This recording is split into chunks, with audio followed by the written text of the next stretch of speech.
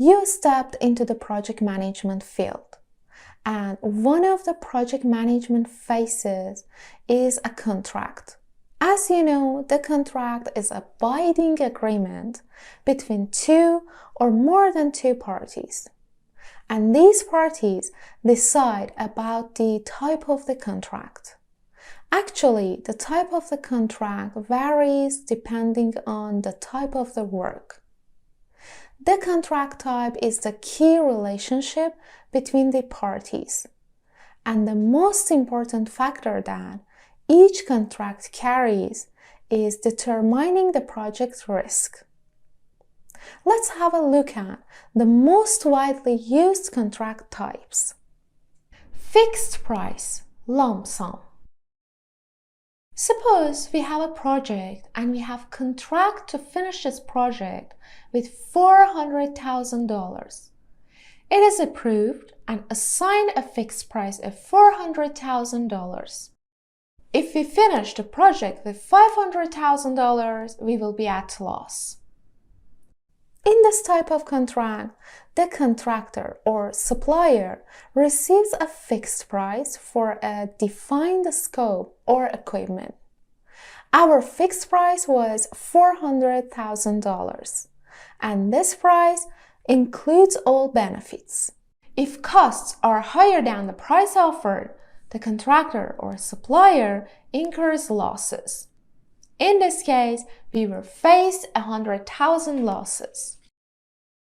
So, the scope of work must be fully and clearly defined.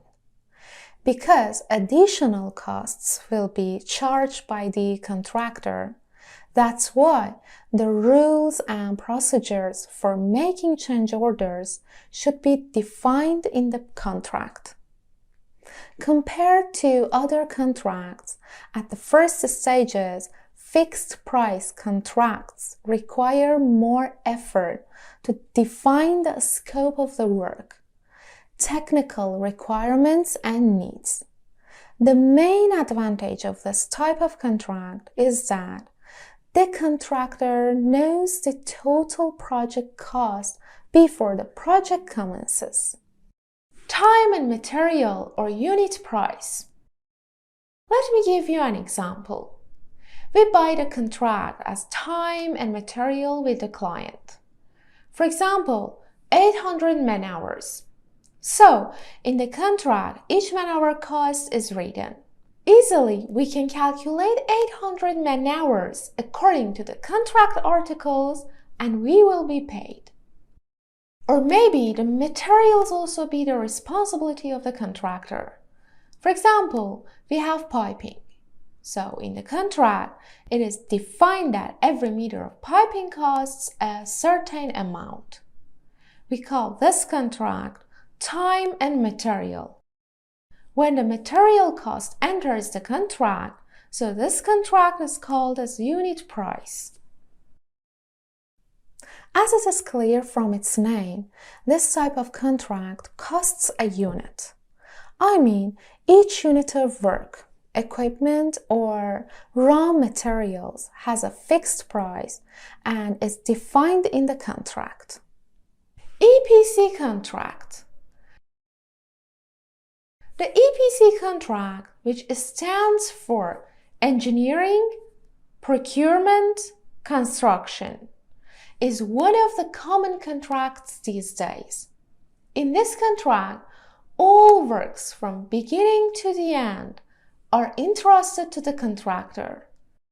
The aim of the EPC contract is that all the project responsibilities and quality control are on the contractor, and the employer, who does not have the necessary expertise in this field, has only a supervisory role. Here, I just mentioned the three most important and useful contract types. But as you know, the contract types are not finished here. And we have many like turnkeys, target cost, cost plus, and so on. Selecting the contract type is the most crucial step.